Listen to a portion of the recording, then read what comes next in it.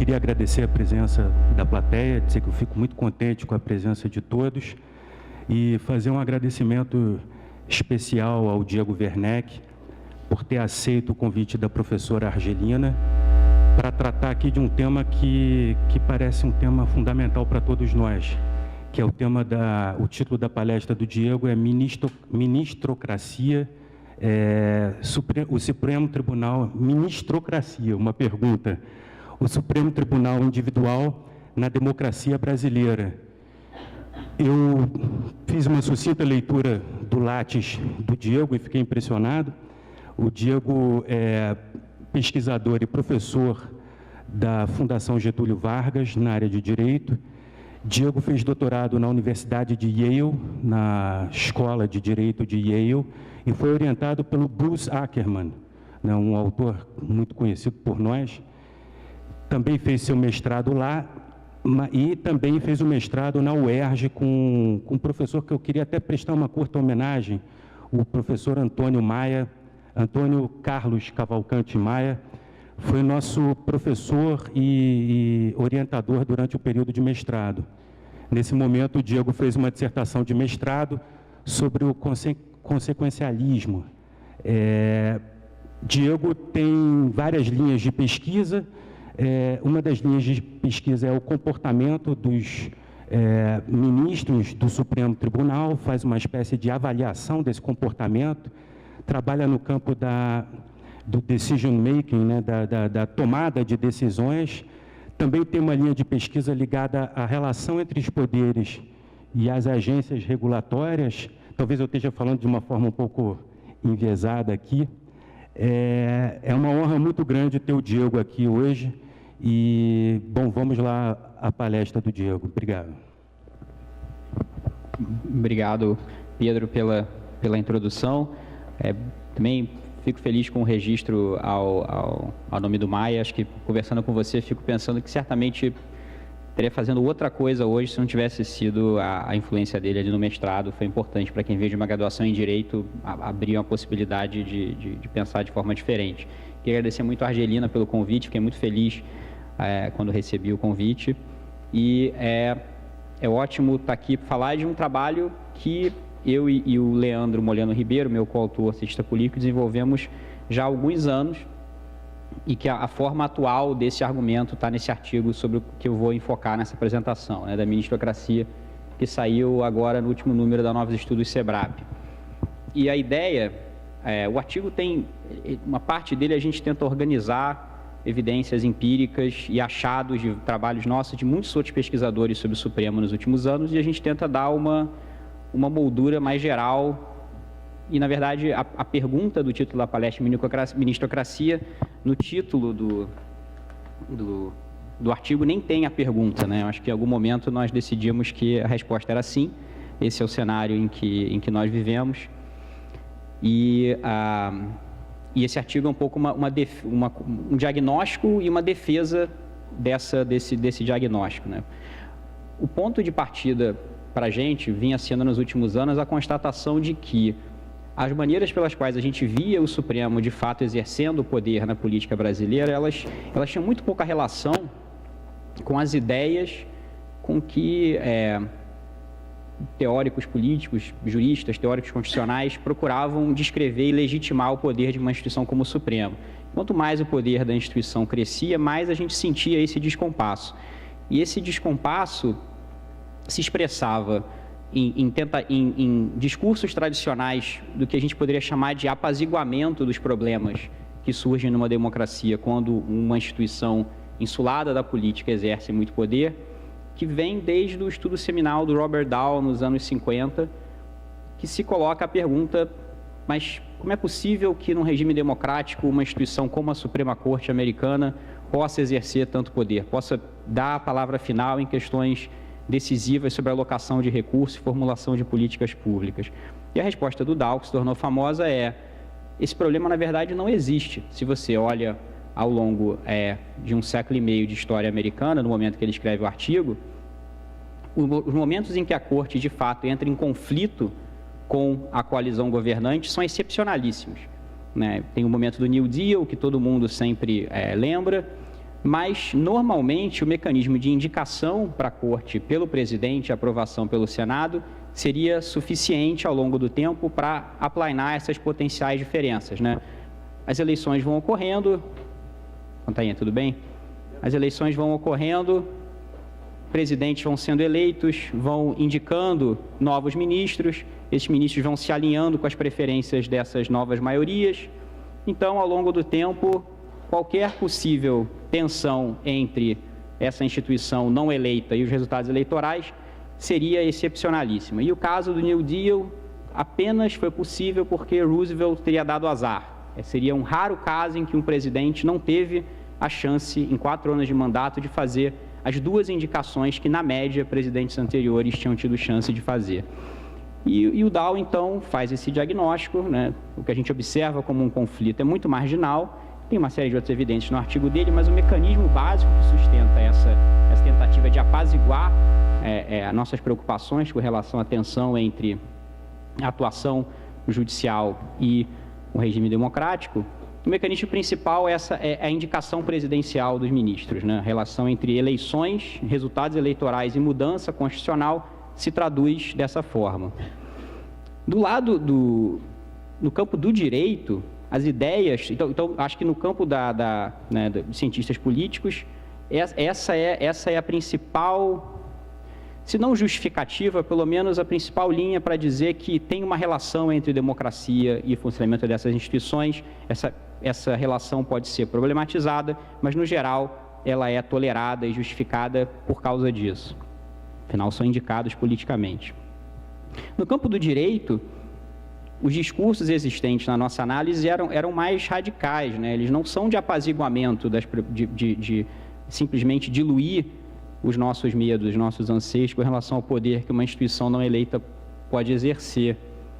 Eles são muito mais de, na verdade, mostrar como é bom para a democracia que essas instituições exerçam esse poder. Então, você tem uma série... Aí tem tipos de literatura diferentes, mas, de um modo geral, o que a gente recebe no Brasil é uma combinação ou de um esforço de mostrar que, se você está, afinal, interpretando a Constituição, está tudo bem, né? Desde que você consiga mostrar que a sua decisão deflui do que a Constituição exige, não tem problema nenhum. Essa tensão se dilui porque, no fundo, você está apenas fazendo valer uma vontade de uma soberania popular expressa ali no texto constitucional. Pelo menos essa é a linha, me parece, do Barroso nos anos 90. E... de outro lado, mais recentemente, autores que procuram dizer que o papel de um tribunal constitucional, eles podem até achar que o Supremo não cumpre tão bem esse papel, mas isso é uma questão de ajuste, é o de realizar uma função deliberativa numa democracia, né? Então, ali as pessoas não estariam preocupadas em ganhar, mas em justificar suas posições com argumentos, e o único fórum em que argumentos contariam pelo seu peso, pela sua força, seria numa instituição que não precisa responder aos incentivos eleitorais.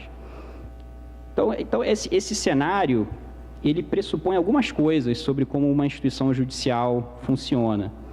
Pressupõe, primeiro, que essa instituição não pode escolher livremente o que vai decidir, nem quando vai decidir, né? Pressupõe que essa instituição, e isso não precisa ser articulado expressamente por esses autores e essas tradições de pensamento, está implícito nessas visões, que o judiciário, ele, de certa forma, é sempre o último a chegar nesses conflitos políticos, né? E, uma vez provocado, ele precisa se pronunciar, mas se e somente se for provocado a se pronunciar. Outra premissa implícita dessas visões sobre por que tudo bem, né, num país como o Brasil, o Supremo exercer cada vez mais poder, o que a gente também identifica como premissa implícita é a ideia de que esse poder é exercido formalmente, por meio de decisões, e colegiadamente, por meio de decisões que, internamente, dentro do tribunal, são expressão da aplicação de alguma regra de maioria.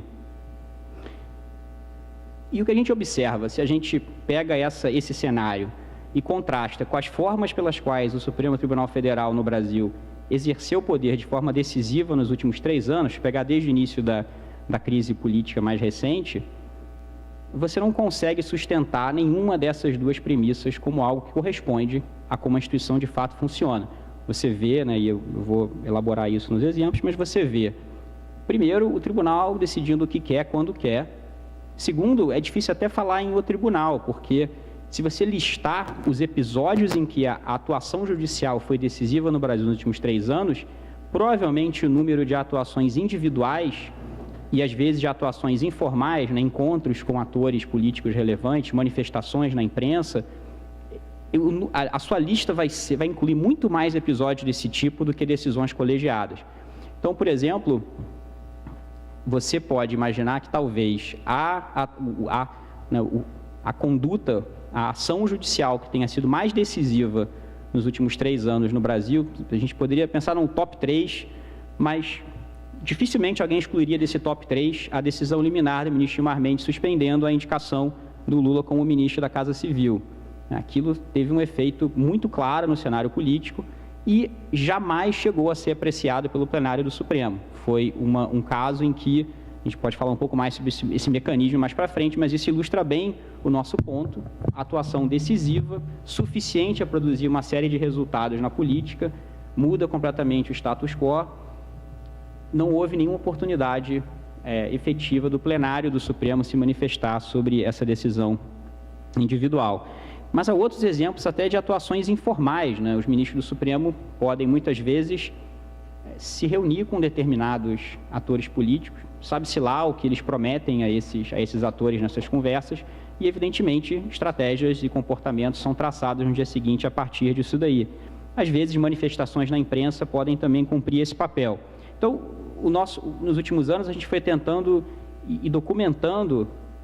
Essas são coisas que podem fazer sentido, né, se você simplesmente olha de uma forma realista para o tribunal, mas foi preciso uma série de estudos para ir mostrando que isso de fato era o caso em vários aspectos específicos do funcionamento do tribunal. Então, para citar, mencionei o caso do ministro Gilmar Mendes, mas a gente pode citar um outro exemplo muito grosseiro de atuação individual sem qualquer participação do plenário, que também produziu efeitos políticos significativos. O ministro Fux, numa liminar individual, no final de dezembro de 2016, final de dezembro de 2016, suspende a tramitação das 10 medidas contra a corrupção. Ele faz uma interpretação absolutamente ousada e sem precedentes do que significava o procedimento constitucional de iniciativa popular de leis, e ele entra em filigranas do regimento interno da Câmara sobre como aquela iniciativa deveria ter sido processada pela Câmara. Ele dá lá critérios inéditos, determina que os critérios têm que ser seguidos. Entre eles, ele considera inconstitucional a prática que era comum na Câmara de você pegar um projeto de iniciativa popular e atribuir a algum deputado a autoria, assim, para fins de tramitação interna. Ele diz que, de certa forma, viola a Constituição, mesmo que seja uma formalidade, porque tem que ter um tratamento diferente se é iniciativa popular. O deputado não pode se apropriar disso. Isso fica algumas semanas no ar. Em fevereiro, antes do recesso judicial acabar, o Senado, o pacote já estava no Senado, o Senado decide enviar de volta para a Câmara para seguir o procedimento que o Fux tinha determinado. Com isso, a bola volta para o Fux diz, bom, o problema foi resolvido, o mandado de segurança perdeu o objeto e arquivou o processo. Mais uma vez, nós temos uma atuação individual em que não há nenhuma oportunidade de manifestação do plenário. O ministro Marco Aurélio, além de várias declarações na imprensa, né, em algum momento em 2015, 2016, você tinha um acompanhamento constante de eventos da Lava Jato pelo ministro Marco Aurélio na imprensa. Ele ia comentando, dizendo, isso aqui para mim viola o Estado de Direito, isso aqui é inconcebível. E isso é feito de eu e vários colegas, em algum momento, nós ainda escrevíamos criticando essas coisas como ilegais. Mas aí o perigo de você criticar uma coisa como ilegal e nada acontecer no dia seguinte é que... aí você vai dizer o quê depois disso, né? Então... Pois é, o errado deve ser eu. Então, são práticas que, quando eu e Leandro começamos a escrever sobre manifestação de ministro na imprensa, o primeiro artigo sobre isso é em 2015, nós ainda tínhamos alguma cautela em dizer, parece ser uma prática que não gera qualquer consequência para os ministros, mas hoje isso pode ser dito sem nenhum problema. Assim. Realmente, a lei orgânica da magistratura não parece aplicar aos ministros do Supremo, eles não têm nenhum limite se existe esse limite, né, eu acho que o ônus é de alguém demonstrar que isso impõe qualquer limite ao comportamento deles. Eu acho que é uma questão individual de decidir usar esse poder ou não. Se você quiser falar na imprensa, e a gente sempre acha que tem um limite que ainda não foi atingido, né, e eu não sei, eu acho que o limite deve ser você ler o seu voto em voz alta no Jornal Nacional com a sua assinatura reconhecida no fim. Talvez seja esse o limite. Qualquer coisa que você faça que não seja isso, tudo bem você fazer. Então, olhando esses exemplos, né, eu e Leandro ficamos pensando assim, quais são os recursos que um integrante de uma instituição judicial colegiada tem para influenciar a política fora do tribunal? Então, a primeira constatação é que se você foca em decisões, e se você foca em decisões colegiadas, você está perdendo boa parte da ação no Brasil nos últimos anos, né? Se esse é o seu critério, um pesquisador que queira entender o comportamento do Supremo na crise política e olhe decisões colegiadas, perdeu o que aconteceu.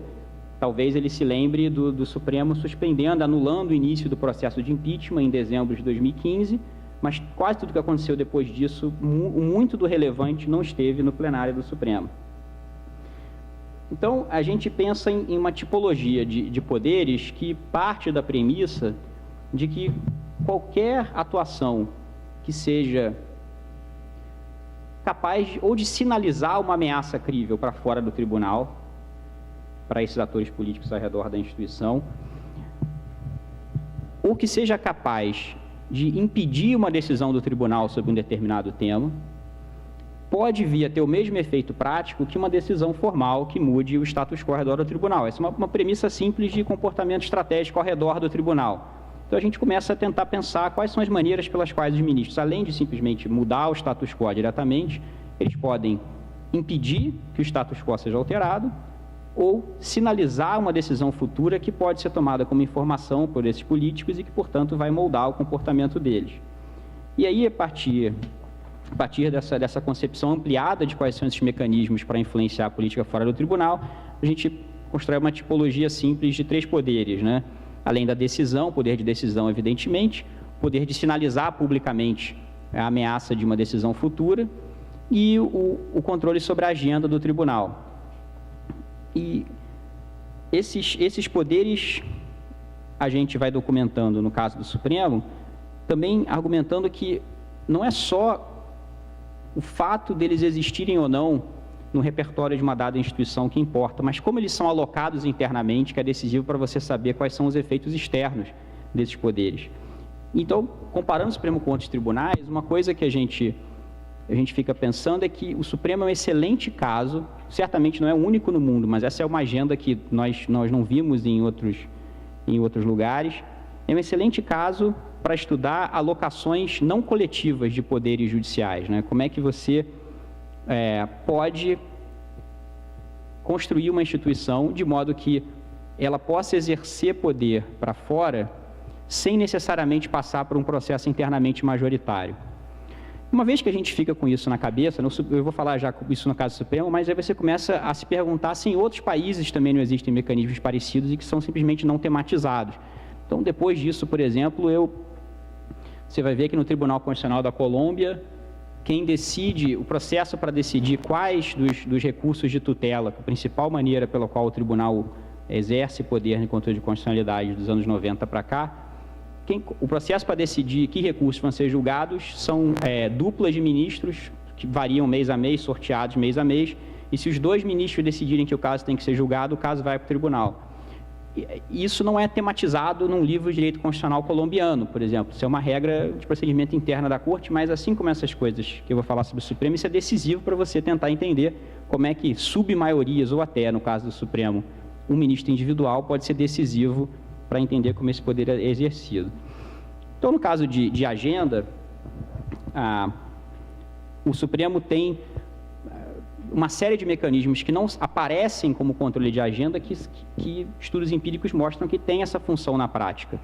Então, o pedido de vista, evidentemente, hoje é um lugar comum, né? Você dizer que o pedido de vista é uma forma individual de influenciar a agenda do tribunal. Mas Isso era algo que talvez observadores do tribunal já soubessem há muito tempo, mas nos últimos 3 ou 4 anos, né, uma série, não só eu e Ivar Hart, meu colega da FGV, fizemos um artigo longo sobre pedido de vista como controle de agenda no tribunal, e estamos tentando mostrar que não existe limite ao ministro que queira usar esses poderes dessa forma.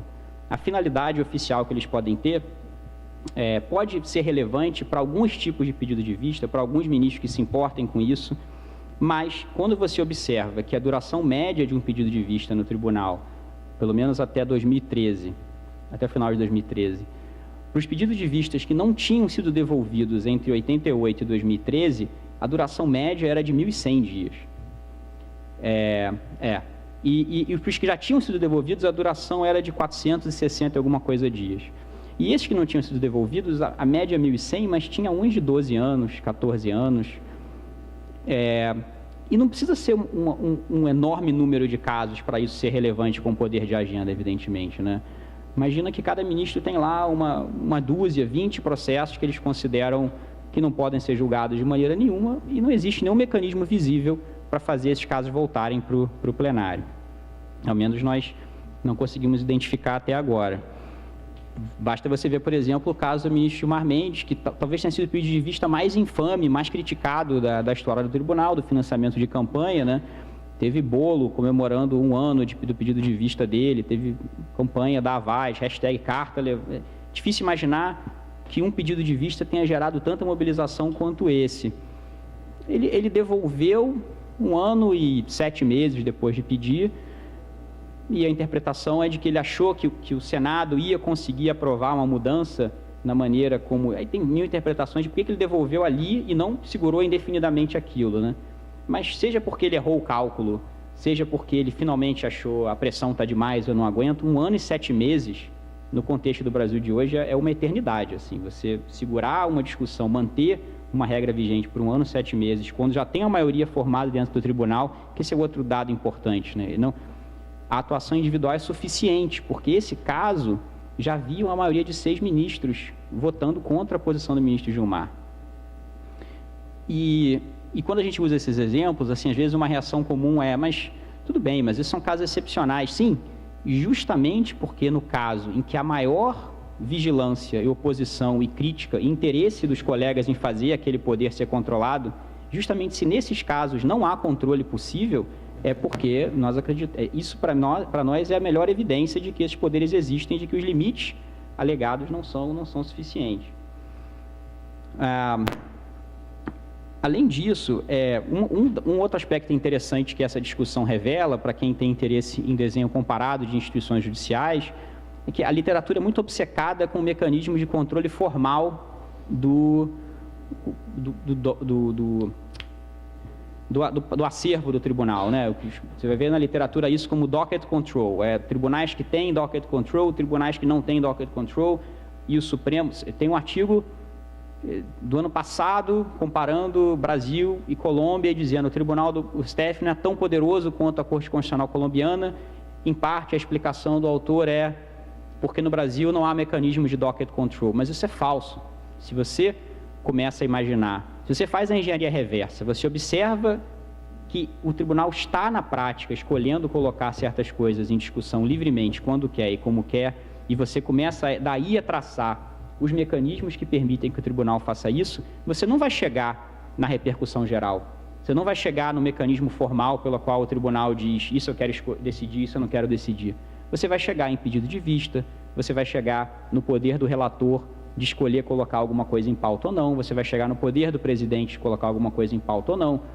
Então, uma outra questão que a gente também procura enfatizar é, quando você pensa nesses poderes judiciais dessa forma, essa obsessão com a existência ou não de um mecanismo formal de controle do que ingressa no acervo do tribunal, ela pode ser relevante para muitas outras coisas, certamente para entender o volume de processos que o tribunal tem, mas ela não é relevante para entender o timing das decisões do tribunal. Ao contrário, né, uma hipótese interessante é se não é muito melhor para o Supremo ter 100 mil casos por ano, porque aí você pode escolher decidir o que você quiser, E você sempre pode dizer, mas você queria que eu decidisse o outro, mas nossa, eu tinha que fazer uma escolha, eu tenho 6 mil. Então, o Supremo fica nessa situação confortável de nunca precisar prestar contas realmente, dado que tem 100 mil processos lá, agora bem menos, né? Mas mesmo com 50 mil processos no acervo, 800 processos, se eu não me engano, que estão esperando julgamento. Não dá, nesse momento deve ter 800 processos prontos para julgamento, esperando pauta no plenário do Supremo. Mesmo com 800, você já consegue escolher qualquer coisa e dizer que você tinha que fazer uma escolha. Além disso, outra razão pela qual eu acho que interessa aos ministros esse número absurdo de processos é que eles não internalizam realmente os custos desse... Né? Não faz diferença para o ministro individual receber 5 mil, 10 mil, 20 mil processos a mais. Talvez faça diferença para a estrutura administrativa do tribunal, para os assessores, né? Para a secretaria do tribunal. Mas o ministro só ganhou um pool maior de casos, dentro dos quais ele vai escolher livremente o que julgar e quando julgar. Então, uma das coisas, como a gente acha que o controle de agenda, o que isso representa em termos de liberdade para o tribunal hoje, fica claro quando você compara como funcionam os mecanismos do Supremo com um tribunal que supostamente tem a forma mais extrema de docket control do mundo, que é a Suprema Corte Americana. A Corte Americana não precisa nem dar razão, pode escolher rejeitar caso sem motivo.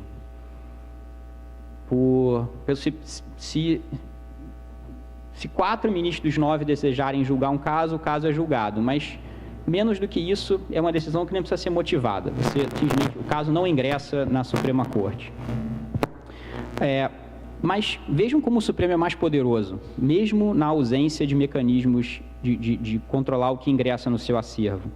A Suprema Corte Americana, quando recebe um caso, ela precisa dizer, naquele momento, se julga ou se não julga. Ela precisa dizer não. Ao dizer não, você joga o caso fora. É preciso que haja mais litigância no futuro e que aquele caso volte, que outros atores fora do tribunal se organizem para levar aquele caso de novo. Isso pode levar anos. Então, a Corte, de fato, faz uma escolha. Ela diz, eu não vou julgar essa questão, ponto. Eu assumo o risco disso não voltar no futuro próximo. O Supremo está num mundo excelente, ele não precisa fazer isso. Você ingressa lá com a sua ação e ela fica na gaveta dos ministros, até que um dia ele decida que aquele tema é relevante, e aí ele pede para um assessor procurar um caso que permita ele discutir aquela tese. Imagina, por exemplo, a discussão de foro privilegiado poderia ser feita em qualquer processo, das centenas de processos de foro que estão esperando o tribunal julgar. Isso para não falar da facilidade de acesso ao tribunal hoje, com uma ampliação grande desses mecanismos de acesso, mas mesmo se o tribunal parasse de receber processos novos hoje, o que já tem no acervo do tribunal já seria suficiente para você escolher praticamente qualquer questão e colocar em discussão. Bom, agora, dentro desse pool, como que se escolhe o que vai julgar? O relator não está sujeito a nenhum prazo para dizer para o resto do tribunal que o caso está pronto para julgamento. O presidente está sujeito a nenhum critério e nenhum prazo para escolher o que entra na agenda, e o ministro pode pedir vista mesmo depois da sessão ter começado. Com relação ao poder de sinalização, não vou me estender muito mais sobre isso, já dei os exemplos, manifestações na imprensa têm sido muito importantes no caso do Brasil. A gente espera que alguns ministros usem tanto esse poder que a ameaça comece a perder credibilidade, né? Essa seria uma esperança. A banalização desse uso faz com que você, de fato, não ganhe nenhuma informação fora do tribunal com o fato do ministro Gilmar Mendes ter ido a público dizer X ou Y. Mas ele fala tanto que talvez isso não tenha mais o peso que tinha há 3, 4 anos.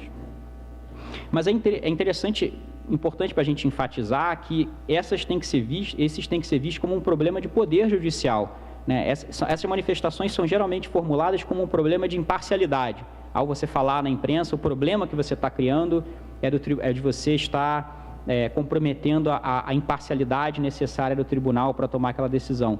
Não, falar na imprensa é você queimar a largada e tentar tomar de emprestado a autoridade de uma decisão futura do tribunal para tentar produzir um resultado na política agora. Claro que nem todos os ministros vão usar necessariamente com essa finalidade em mente, mas os mais contumazes, suspeitos do uso desse poder, falar na imprensa, é difícil você imaginar que eles não têm isso em mente. E, por fim, decisão, né? Com relação ao poder de decisão, o Supremo também, se você olha os dados, eu vou falar de alguns aqui, certas distinções que são muito importantes para juristas, tecnicamente, perdem o seu sentido. Por exemplo, a distinção entre decisões liminares e decisões de mérito. Se você olha, tem vários estudos diferentes, o relatório Supremo em Números de 2014 é um desses estudos possíveis, mas tem vários estudos diferentes que mostram que a duração de decisões liminares no tribunal, às vezes, chega também a níveis absurdos. Então, se você pegar apenas decisões liminares em controle concentrado de constitucionalidade, vou pegar o dado exato aqui.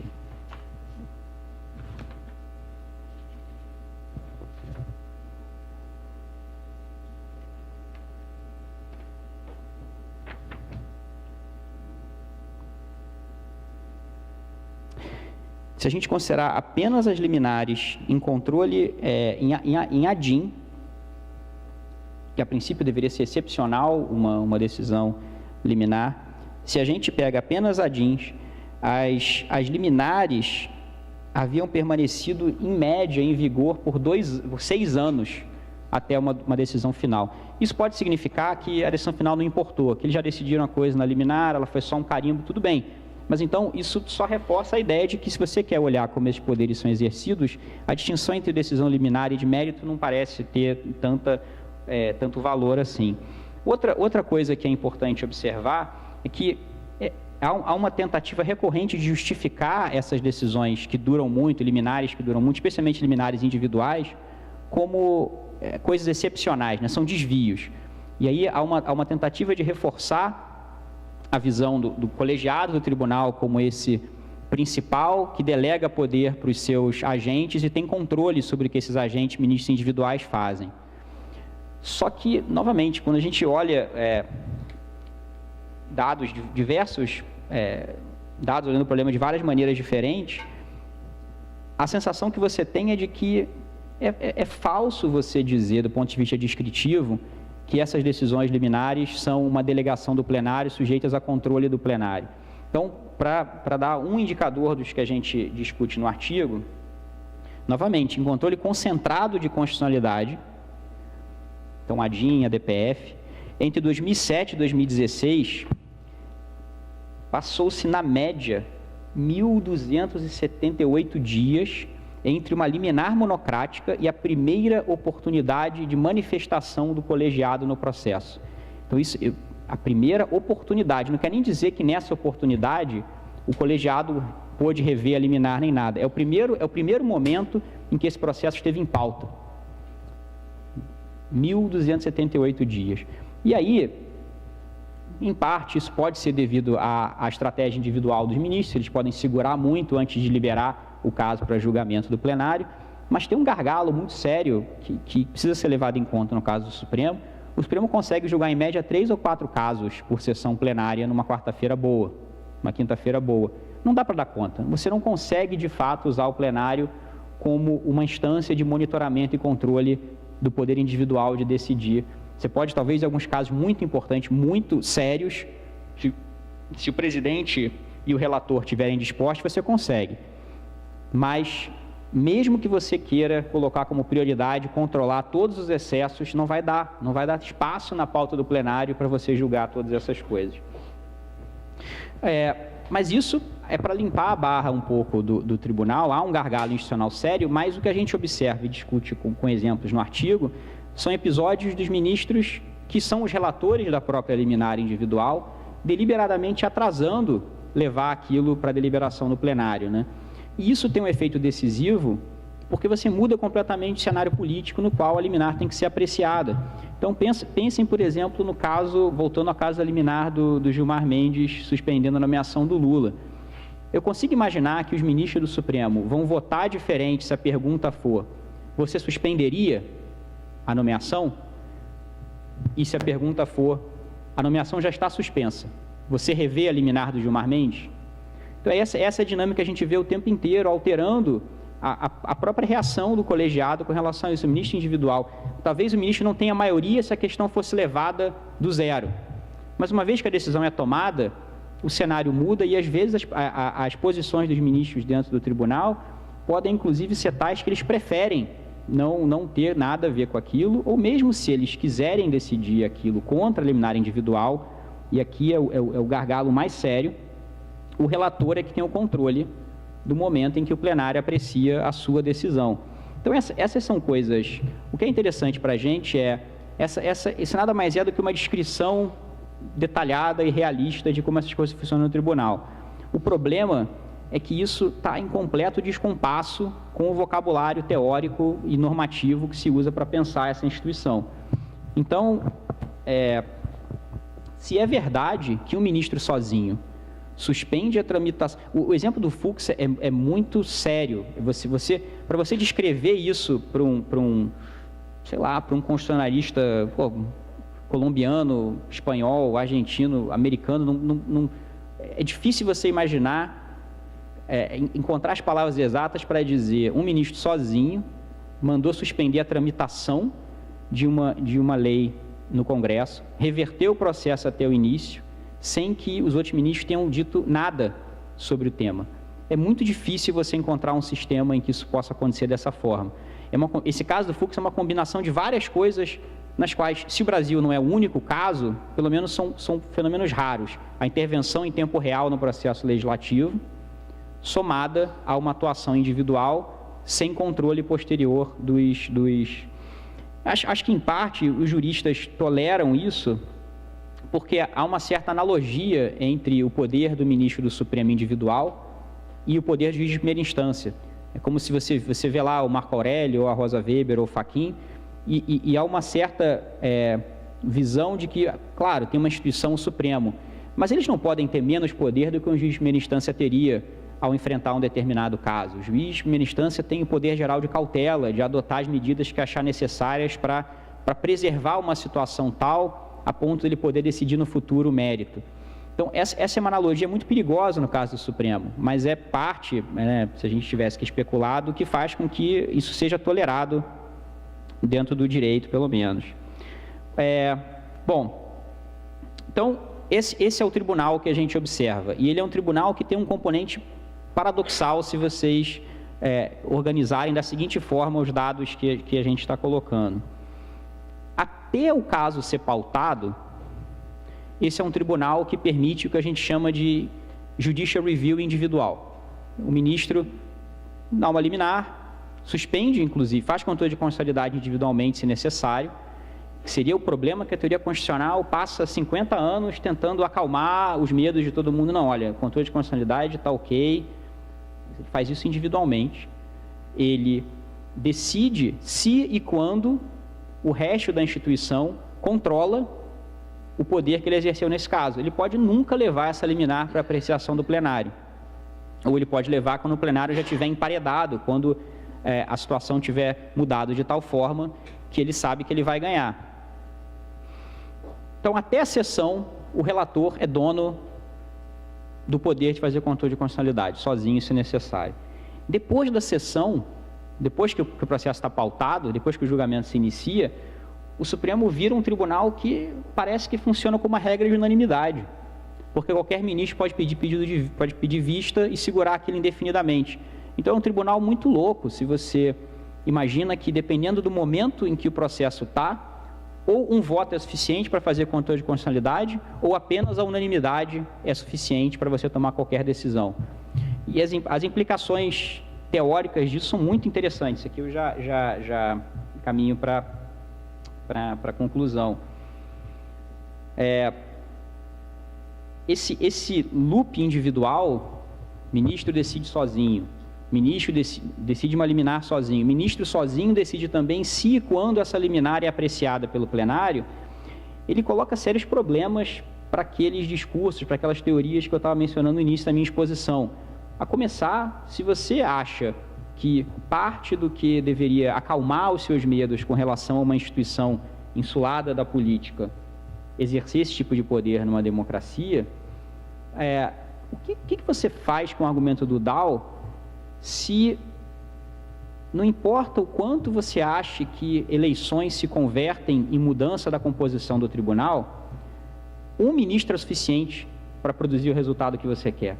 Um presidente que indicou apenas um ministro pode fazer um estrago enorme se ele conseguir indicar um ministro particularmente ativista e engajado no uso desses poderes individuais, imagina, voltando ao caso do New Deal da Suprema Corte, Roosevelt não teria conseguido aprovar o New Deal, né? Porque houve ali uma mudança de um voto, de 5 contra ele para 5 a favor dele, mas digamos que se tivesse um ministro ali que pudesse continuar suspendendo individualmente as leis que aparecessem, cuja questionalidade teria sido questionada perante a Suprema Corte, o New Deal não teria acontecido. Mesmo ele conseguindo indicar depois mais 2 ministros para compor essa corte no segundo mandato dele, bastaria um ministro da velha guarda continuar dando liminares e atrapalhando completamente a tentativa de converter sucessos eleitorais sucessivos em mudança constitucional. Então, é claro que em qualquer país, a política constitucional ela é contingente no sentido de que certas questões muito difíceis vão ser decididas por um voto. Tudo bem, isso é inevitável. A questão é que é um voto dentro de uma maioria, dentro de uma regra de maioria, né? São poucos os casos que, no fim das contas, vão depender de um voto para cá, um voto para lá. Agora, imaginem o que introduz de contingência no sistema brasileiro o fato de que o sorteio do relator, somado a essa regra de votação, um voto é suficiente para fazer judicial review, provoca quando você tenta justificar o poder do tribunal em termos de uma relação entre eleição e maioria e decisão do tribunal. Essa relação não existe no caso do Supremo, ou pelo menos ela precisa ser pensada de forma muito mais problemática. A mesma coisa vale para veto, né? Para o poder de pedir vista. Você pode precisar de uma determinada reforma constitucional, essa reforma é controversa, você passa eleições e eleições, vamos pensar no caso do Roosevelt de novo, você passa eleições e eleições tentando fazer daquilo a pauta pública nacional, todo mundo sabe que se você ganhar, você vai indicar ministros comprometidos com uma determinada agenda, mas o ministro pode pedir vista do processo e segurar indefinidamente aquilo. Então, dos dois lados, cria esse problema para usar esse argumento do Dahl. Talvez a melhor ilustração e aí o segundo problema é se o valor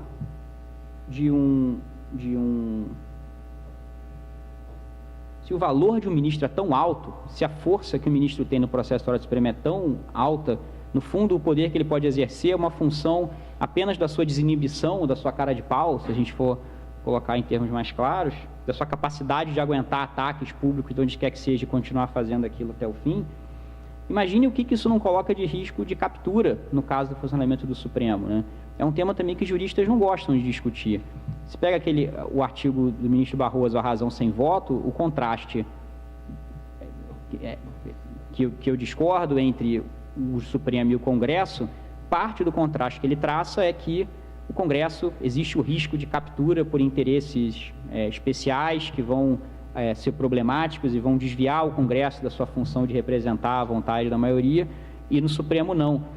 Mas eu acho que o risco de captura me parece, pelo menos em teoria, muito mais sério no caso do Supremo. Precisa de tem um ministro, tem um poder infinito para atrapalhar ou para ajudar, se for relator para ajudar, mas para atrapalhar com pedido de vista qualquer ministro.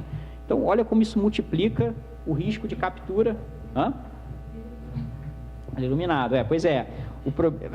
Ainda que você tivesse 11 iluminados, certificadamente iluminados, ainda assim seria perigoso, mas estamos bastante longe dessa, tanto da certificação quanto de ser os 11. Quanto da iluminação. Mas aí todos nós estamos longe da iluminação. Então, esse é um outro problema que nós chamamos a atenção, que é uma agenda que nós não vemos para quem estuda tribunais, a discutir captura no caso das instituições. Então, talvez o episódio, para concluir, que melhor ilustre esse problema tenha sido como o Brasil parou para decidir, para acompanhar a decisão do Supremo de quem seria o novo relator da Lava Jato com a morte do ministro Teoria, É muito estranho que aquilo fosse uma discussão se você tivesse diante de um tribunal em que o ministro é um voto só. Mas não é esse o caso do Supremo. O ministro não é um voto. Então,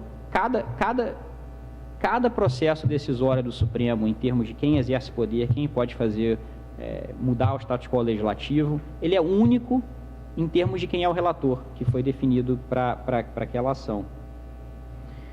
E nós consideramos isso, né, são 2 artigos, na verdade. Esse que saiu no novo estudo SEBRAP é mais dialogando com teoria democrática, e a discussão mais com o campo do direito e a teoria constitucional, tendo um artigo em inglês que vai sair mais para frente esse ano. Mas o mais importante, juntando os 2 artigos, é que tanto a descrição quanto a crítica e a eventual legitimação do poder do tribunal sejam feitas levando-se em conta como a instituição de fato funciona. E na área do direito, nós estamos apenas engatinhando nisso, né? Vários colegas na Fundação Getúlio Vargas do Rio de Janeiro que têm feito trabalhos nessa linha, tentando destrinchar esses mecanismos de funcionamento interno do tribunal. Mas o trabalho de fazer a ponte, pegar esses achados e ir repensando o que a área vem dizendo sobre o Supremo, a gente está apenas começando a fazer. Acho que basicamente é isso. Obrigado mais uma vez pelo convite, Argelina. Um prazer estar aqui.